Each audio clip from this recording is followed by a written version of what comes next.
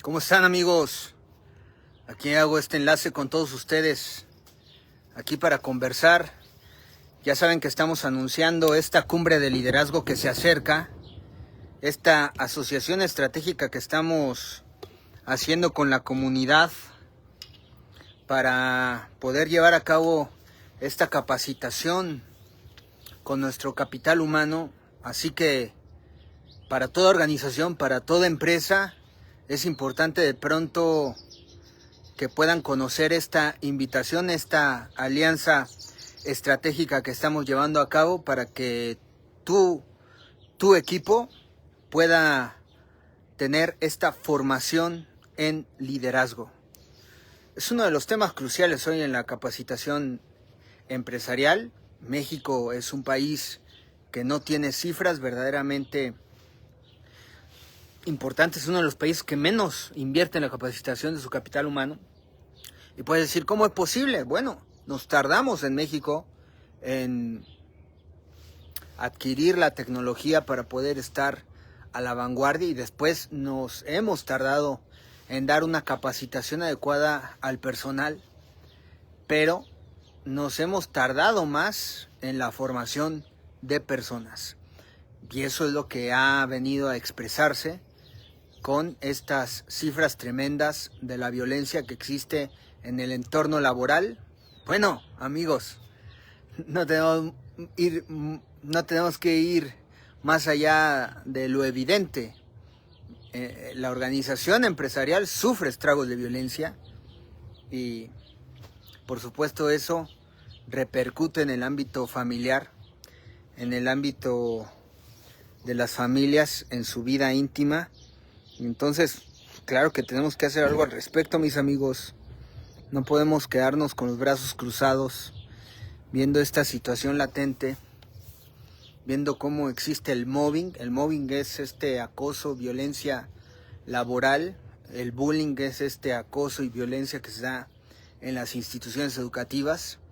Y hoy en nuestro espectro político está justamente la violencia a todo lo que da. Producto de un discurso que polariza, un discurso para salirse con la suya, un discurso que beneficia a un grupúsculo político y que solamente está abonando a que haya más corrupción, a que haya más violencia en la sociedad. ¿Y sabes qué? Yo creo que sí, por supuesto, tenemos que trabajar al respecto. Es un arte la política y hoy más que nunca, pues todo capital tiene que estar a la altura de las circunstancias si verdaderamente quiere contribuir a que se haga una buena política.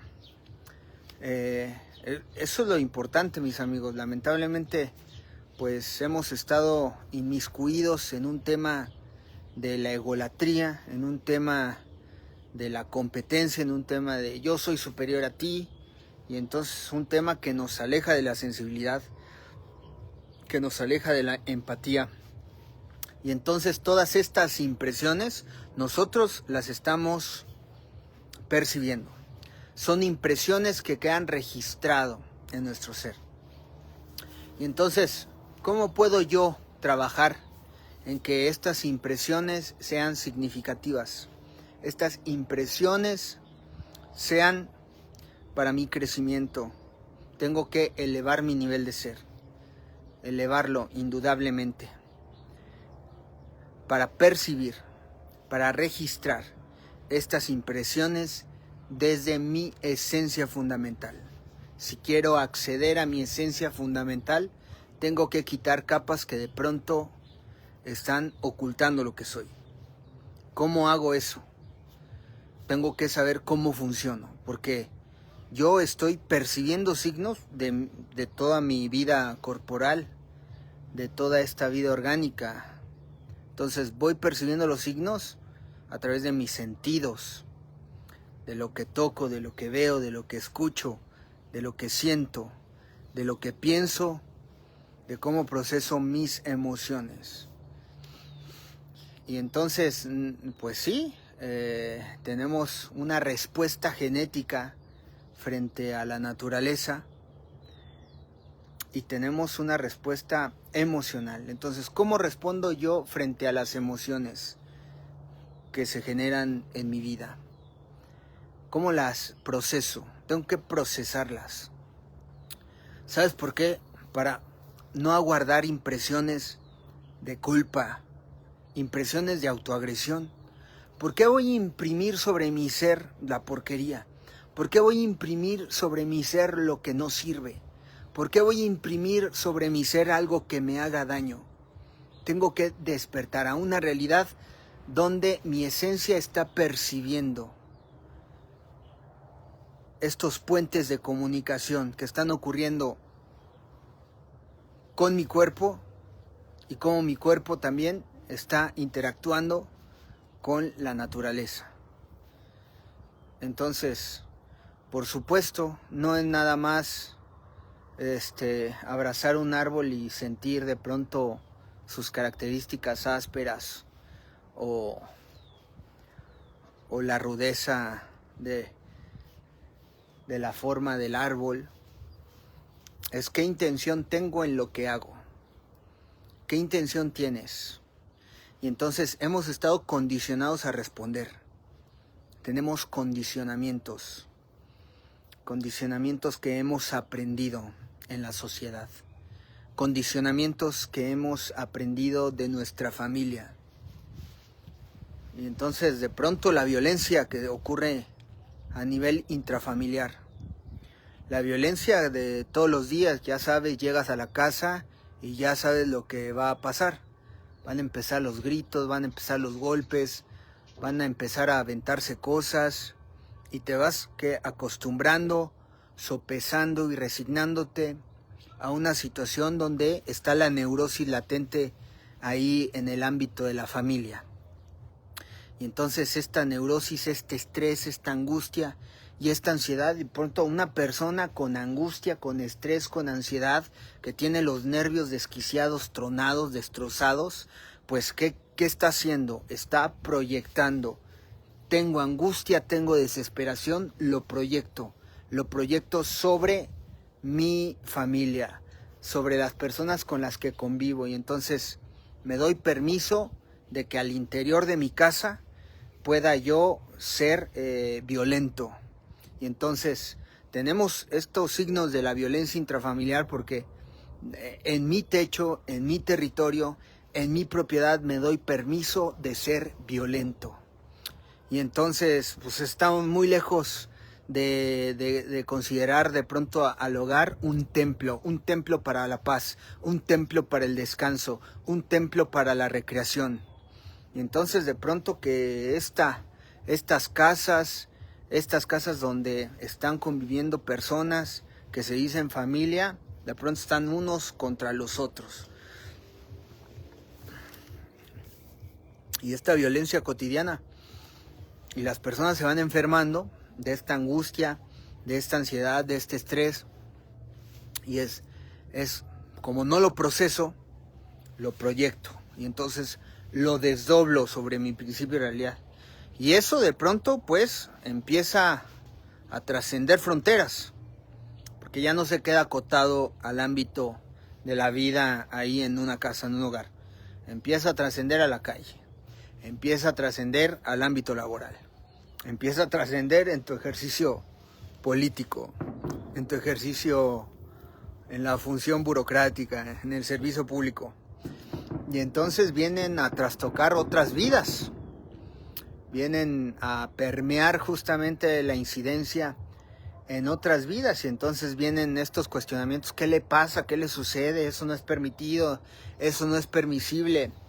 Pero es parte de una cadena de cómo nuestra sociedad está enferma, se contamina la sociedad, se contagia y se inmiscuye en un círculo vicioso. Tenemos que hacer todo lo posible para poder alentar a que busquemos despertar a nuestro potencial.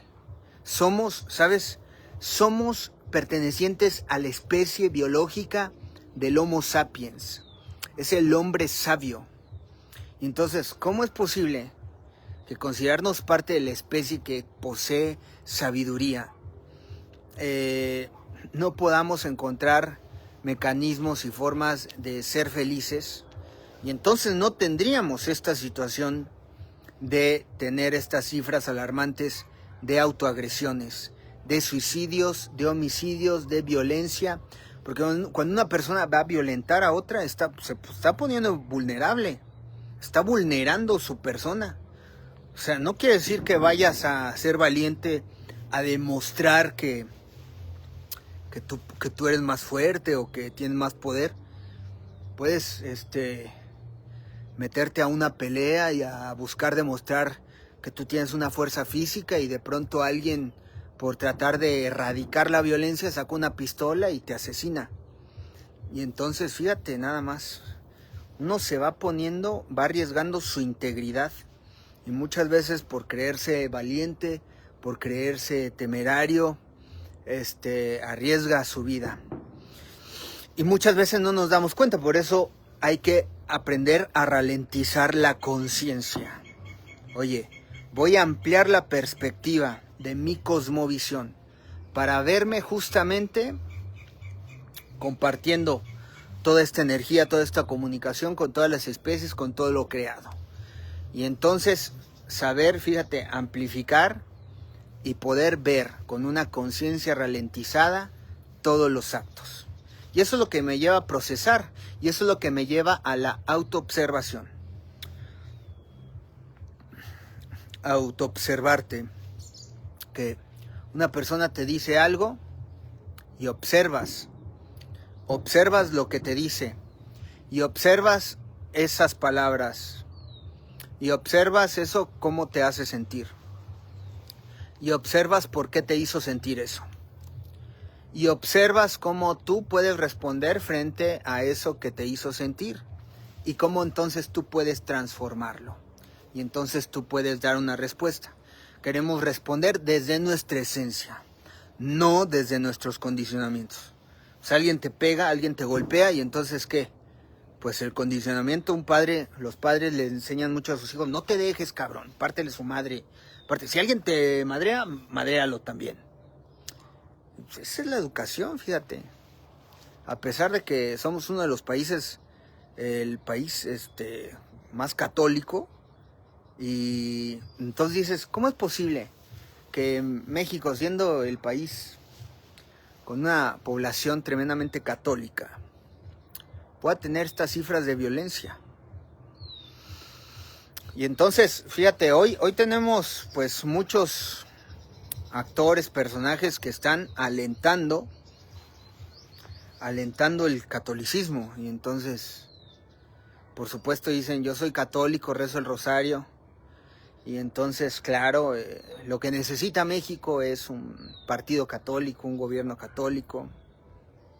Pero ¿cómo le enseñan a las personas a que comprendan, pues, finalmente las místicas de toda religión? Toda religión apunta a que haya paz. Y lamentablemente luego hemos visto que, pues, las religiones predican la paz y practican la guerra. Y entonces, pues ahí vienen estas contradicciones, ahí vienen las hipocresías, las paradojas. Y entonces, pues, ¿cómo vamos encontrando lo genuino, lo honesto? Tenemos que cuestionarnos a nosotros mismos. Cuestionarnos y apelar a nuestro nivel de conciencia. Somos parte de la especie del Homo sapiens, el hombre sabio. Ahora que se dice, estamos en el pueblo sabio. No, pueblo bueno, pueblo sabio. Pues sí, finalmente esa sería la consideración si apelamos al fundamento biológico de pertenecer a esa especie denominada Homo sapiens. Pero no solamente somos el Homo sapiens, somos el ser humano. Y entonces aquí viene la constitución de haber generado cultura, valores, tolerancia moral, para poder convivir, para poder ser parte de la humanidad. Entonces, las características y las cualidades que nos hacen poder pertenecer a una especie con una conciencia, a formar parte de la humanidad, a considerarnos seres humanos, es la inteligencia, es la sabiduría, es el conocimiento y el conocimiento de poder tener conciencia de cómo adquirimos el conocimiento, lo experimentamos, lo prodigamos, lo compartimos, lo encarnamos. Y entonces, pues, esa cosmovisión es un portento. Deberíamos estar en otros niveles y de pronto no estar teniendo que combatir ni teniendo que estar en una lucha. Pues estamos en una lucha contra el miedo porque desconfiamos de las otras personas. Dicen, oye, es que ha quedado de manifiesto que las personas utilizan su inteligencia para engañar, para mentir, para traicionar, para robar, para manipular, para crear, fíjate, todo pues, movimientos espectaculares. Así han llegado los dictadores al poder y de pronto por sus decisiones atacan a la población, persiguen a la población, reprimen libertades, asesinan, generan magnicidios, genocidios, y entonces la inteligencia usada en función de destruir, en función de lastimar a la humanidad, no de engrandecerla. Y entonces necesitamos sabiduría. ¿Y cómo adquiero yo la sabiduría? Tengo que tener conocimiento. ¿Y cómo consigo yo el conocimiento? Por eso es tan importante el conocimiento de uno mismo. Si yo no sé quién soy, no sé qué quiero, no sé qué puedo. No me puedo quedar nada más en una postura sin crítica ni autocrítica, porque me dijeron que tengo que hacer esto. Que nací en una familia y entonces tengo que seguir la tradición familiar, y que si vengo de una tradición de abogados tengo que estudiar abogacía, y que si vengo de una familia de católicos tengo que ser católico, y que en consecuencia me tengo que casar con alguien católico, y que en consecuencia tengo que vivir bajo esas normas y esos parámetros. Entonces siempre vienen los cuestionamientos y la naturaleza en verdad pues es muy sabia. Y entonces vamos descubriendo cómo cada uno de nosotros tiene, por supuesto, propósitos tremendamente importantes para poder estar trabajando y actuando en el momento presente, en esta línea de tiempo. Entonces, de pronto decidir llegar a vivir en un seno ortodoxo de la religión judía, y de pronto que te enamores de un budista. Y entonces vienen estos conflictos. O que naciste en un seno de una familia supremacista blanca y de pronto te enamoras de una persona de color.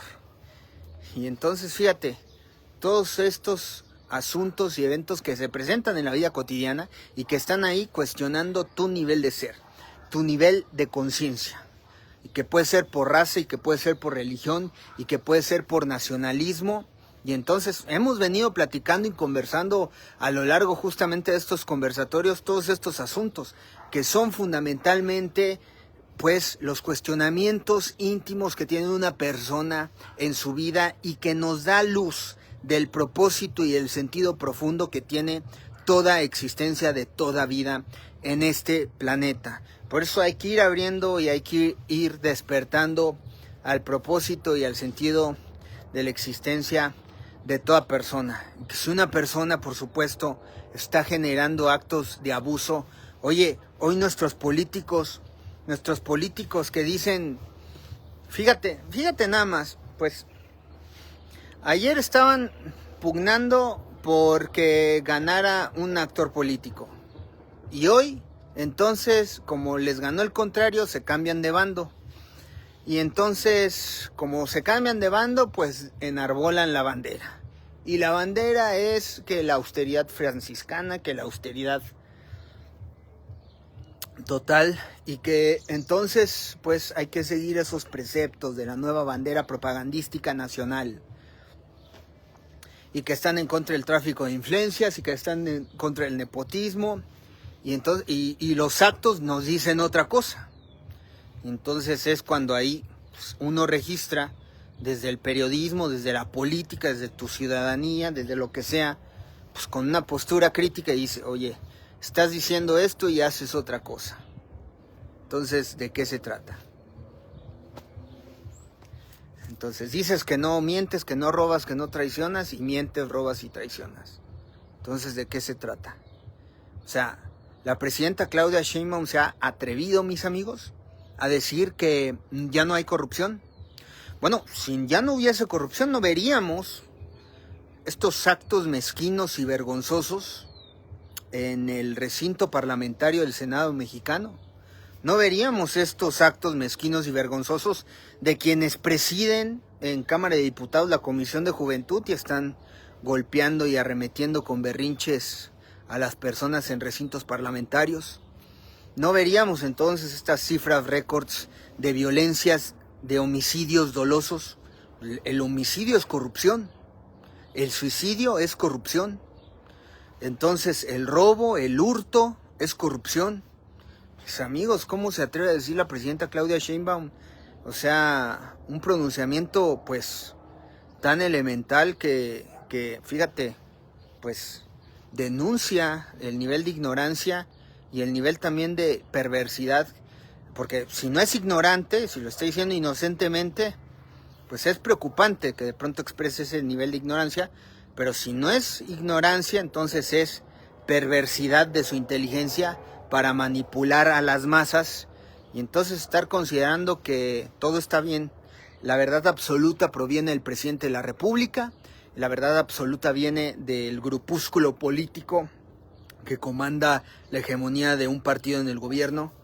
Entonces, oigan mis amigos, pues no se le firma un cheque en blanco a los servidores públicos. Los servidores públicos están para ser auditados en todo momento por la ciudadanía y está en nuestro artículo constitucional, el artículo 39, que todo gobierno puede ser cambiado, puede ser erradicado y se puede ser quitado en cualquier momento si no está cumpliendo los preceptos. Fíjate, cuando toman protesta de hacer cumplir la ley y a la mera hora no cumplen la ley, a la mera hora es, no, ya no digan nada y entonces el que diga, le echo encima el aparato del Estado. Pues no, mis amigos, ¿de qué se trata? No pueden estar maquillando una situación, hay un estancamiento económico, hay un estancamiento económico, una recesión económica. Al propio López Obrador pues le tocó la pandemia, hubo una recesión importante y desde todo su sexenio hubo un estancamiento. Él que se quejaba que no crecíamos, prometía que creceríamos desde el 4 al 7% y no logró nada, no logró ni superar a los antecesores Peña Nieto y Calderón en crecimiento económico.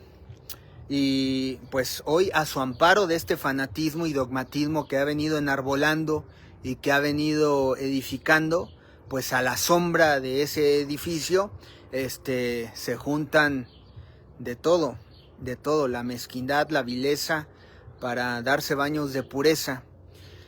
Y entonces, pues el propio Jalife, que fundó el partido de Morena, ha dicho que mejor hay que acabar y terminar con este partido político, que ha conjuntado los defectos del PRI, PAN y el PRD. Entonces, mis amigos, se quejaban de los millonarios, se quejaban de que había una burguesía que controlaba la esfera política y sigue lo mismo. Alfonso Romo siempre impulsó a los presidentes de la República, estuvo ahí consentido.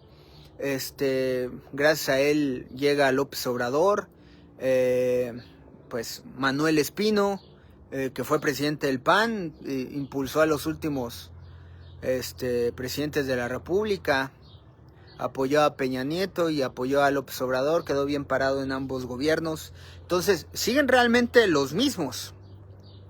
Entonces, ahí estamos viendo a Carlos Marín del peñismo. Entonces, siguen los mismos. Por eso ha cambiado totalmente la narrativa política. Ha cambiado totalmente la postura de la política. Porque pues ya no puedes tomar... Mira, ni le conviene al país la polarización, ni le conviene ya a cualquier político tomar una postura radical, porque no se trata de bandos, que si estás en Morena o que si estás con el PRI y el PAN, porque finalmente Morena es un partido engordado por los capitales políticos, está sustentado por el PRI, el PAN y el PRD, por toda la partidocracia. Es un partido que creció y se expandió por comerse capitales de la partidocracia. Entonces es prácticamente el pacto por México, pero dentro de un partido que enarbola y se jacta de representar a toda la partidocracia. Entonces, y muchos están ahí muy cómodos porque como está el fanatismo y el dogmatismo, hay nula crítica, hay una opresión sobre el periodismo. Pues, seguimos siendo los países con más peligro de ejercer periodismo, libertad de expresión. En las rancherías, municipios, mis amigos, bueno, yo que he documentado tantas cifras de corrupción en otros estados de la República, en Michoacán, dicen, oye, no, qué bueno que lo haces desde Guanajuato, allá no pasa nada. Porque si lo hicieras aquí no se puede. Aquí está totalmente prohibido documentar la corrupción, denunciarla. Yo, mis amigos que no han visto, ustedes no saben lo que ha pasado en Guanajuato. Tenemos narcoalcaldes, teníamos el fiscal carnal, teníamos pues el estado number one, el estado top en la República Mexicana, de tener homicidios dolosos, de tener atentados contra la prensa, asesinatos contra candidatos. Y entonces, ¿de qué se trata, mis amigos? Nadie está a salvo, y mucho menos Guanajuato. Es la pureza de la República. En Guanajuato las cosas están verdaderamente calientes, están las situaciones verdaderamente tensas. Tenemos políticos hoy tenemos políticos en Guanajuato con un tremendo abuso de poder, que vienen desde estas actitudes de estar trepando por la vía de la corrupción para poder llegar al poder y ahora comerse todo el pastel y lo reparten entre sus amigos de forma cínica, desvergonzada, y lo reparten ahí entre sus allegados y empiezan a tejer y empiezan a hacer crecer su entramado de corrupción para poder tener control faccioso y arbitrario sobre el partido político. Y a eso se han sumado pues nuestros amigos que en alguna vez supuestamente tuvieron buenas intenciones en dirigir un partido político y finalmente fueron a engordar eso. Entonces, a mí me ha quedado verdaderamente claro y ha sido una situación verdaderamente vergonzosa que hayamos saltado a la arena política y son los propios simpatizantes y militantes de las bases los que acaban por solapar, por resguardar, por defender el oprobio que hacen sus autoridades en el partido y en el gobierno. Todo porque ellos, según están en una pugna, mis amigos, por supuesto, están en una postura de fanatismo y dogmatismo, pero están en una pugna supuestamente de defender el régimen de su amado señor López Obrador, cuyos hijos trafican con influencias, corrupción, nepotismo. El hijo está ahí por tráfico de influencias. ¿Por qué está el hijo ahí en la dirigencia del partido de Morena? Por el influyentismo que hace. Mi papá es el hombre más poderoso. Mi papá es el hombre más amado de México. Aquí el que manda soy yo. Y entonces aquí me van a dar lo que yo quiera. A mí y a mis amigos. Y entonces, y todas las bases y los militantes, no cállense, pues es que es el hijo del jefe, es el hijo del padrino. Y entonces estaban en la política para luchar, para pugnar por un cambio. El cambio era justamente acabar con esas lacras de la política, era acabar con esos abusos. Y simplemente cambió una familia burguesa por otra familia burguesa, donde se hacen peores prácticas, porque eso ni en el PRI, eso ni en el PRD lo vi, eso ni en el PAN lo he visto. O sea, que de pronto Peña Nieto se haga a un lado y llegue su hijo ahí a comandar al PRI, o que Calderón se hubiese hecho a un lado y de pronto llega su hijo ahí a comandar y hacer lo que a sus caprichos le gusten en el PAN. Ni siquiera Cárdenas, Cuauhtémoc Cárdenas, por supuesto, tuvo que hacer una lucha importante, le decían el Junior por ser hijo del general y también venir a querer hacer lo que le viniera en gana. Y fíjate, hoy tiene más valentía el señor Cárdenas, que dice, estamos en un estancamiento, hay pobreza, hay estancamiento económico, no hay crecimiento, y estamos en un estado que ha perdido injerencia, expansión, trabajo sobre su propio territorio nacional a merced de lo que ha ocupado y de lo que ha secuestrado el crimen organizado. Entonces, ¿de qué se trata, mis amigos? ¿Vamos a cerrar los ojos? ¿Vamos a negar la realidad? porque estos actorcitos de Morena de pronto vienen aquí, y no se diga nada, no se critique nada, pues estaba en los estatutos. Pero estos neomorenistas que ayer saltaron, fíjate, estos tipejos que estuvieron con narcoalcaldes, estos señores que estuvieron de pronto ahí viendo a ver, negociando con el Verde o ver por dónde se colaban, hoy están ahí porque pagaron sus regidurías a un mafioso, a un corrupto, y vienen a dar sus opiniones. Pues tengan vergüenza, señores. Sabemos su historial político. ¿Por qué se ponen de pechito? O sea, lo que quieren es que les exhiban. Ya todo el pueblo sabe quiénes son. Ya todo el pueblo registra sus actos oprobiosos. Todo el pueblo da cuenta de sus hechos verdaderamente mezquinos. Entonces, el pueblo sabe muy bien quién anda hablando y pagando sus puestos, quién anda cobrando sus favores para estar ahí en el gobierno. El pueblo sabe muy bien quién ha traicionado a quién. El pueblo sabe muy bien quién le ha robado a quién.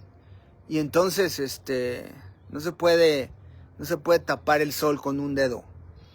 La verdad sale a flote, la luz va a ponderar sobre la oscuridad y nadie se puede salir con la suya por mucho que ostente jactarse de todo el poderío de un estado. Así que, amigos, estamos nosotros impulsando una labor significativa, una labor donde los individuos acaban siendo presas de sí mismos. Y esta esclavitud, ser esclavo de uno mismo, te lleva a la desesperación. La desesperación te lleva a padecer emociones negativas y las emociones negativas minan tu energía, te enferman. Es perder la energía lo que nos lleva a la muerte. Mientras tengamos energía, tenemos vida. Y la energía es movimiento. ¿Qué vas a poner en movimiento si no es justamente la fuerza que sustenta a tu ser? De pronto somos muy ególatras y pensamos que venimos aquí al mundo de la nada y entonces como de pronto ya alcanzamos una personalidad, una fortaleza física y ya estamos en posición porque la sociedad misma nos ha dicho: tú ya eres un individuo y tienes autonomía y entonces tú decides por ti y entonces es momento de crecer, es momento de ser responsable. Y entonces, a ver, hágase responsable, señor, de todos sus actos, de todas sus decisiones. Y supuestamente así lo hacen las personas. Y entonces caminan, pero vienen estas confusiones. Realmente no sé quién soy. Y entonces no puedo funcionar con mi pareja. Entonces vienen divorcios y divorcios y divorcios, vienen encuentros casuales, vienen estas disonancias significativas y de pronto personas que no les satisface el sexo y tienen sexo y no les satisface el sexo, no les satisface una pareja, no les satisface su familia, no les satisface el dinero, no les satisface el poder. Entonces, por eso dicen, oye, has conocido personas con mucho dinero. Entonces, el dinero no te resuelve la vida.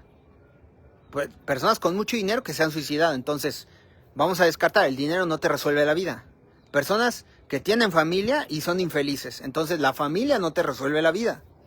Entonces, personas que tienen poder y se suicidan. Entonces, el poder no te resuelve la vida. Entonces, personas famosas que de pronto están siendo tremendamente infelices también se suicidan. Entonces, la fama no te resuelve la vida. Entonces, ¿qué te resuelve la vida? ¿Qué es la vida? Estás buscando tú el significado de la vida. Entonces, por eso dicen, conviértete en el maestro del significado. ¿Y qué es el significado? El significado es justamente el proceso de la comunicación. Estamos en un proceso de comunicación incesante, latente. Todo se está intercomunicando porque todo, vivimos en un universo infinitamente significativo.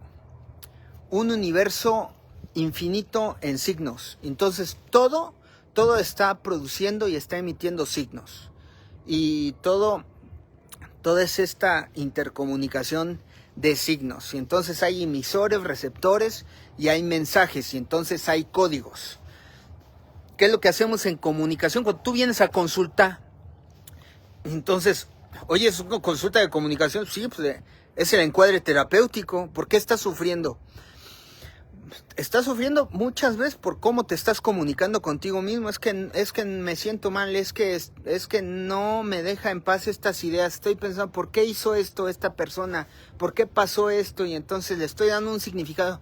Yo estoy padeciendo mis propios procesos de significación. Y eso lo estoy proyectando. Entonces no me he detenido a procesarlo.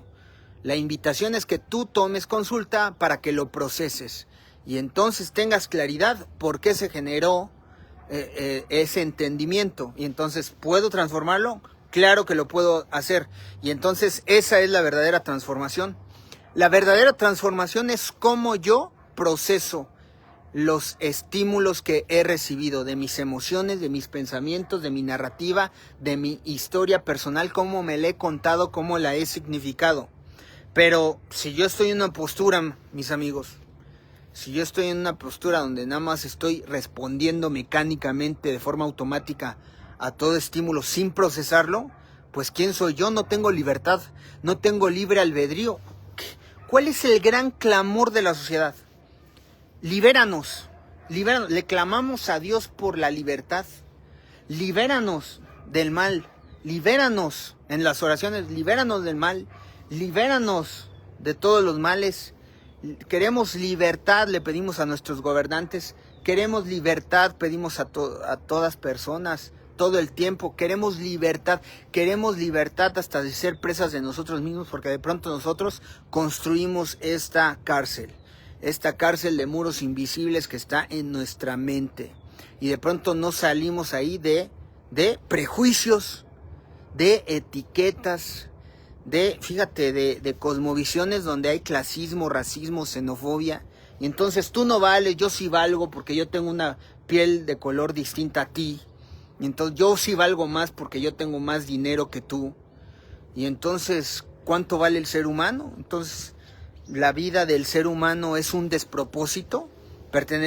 Un ser humano pertenece a la especie del Homo sapiens, lo que hemos venido comentando en un principio. Entonces, ser parte de la especie del Homo sapiens es un propósito fundamental. No tenemos ni tendríamos por qué caer en la desesperación y en el desánimo. Pero hoy justamente esta confusión está afectando terriblemente a las nuevas generaciones.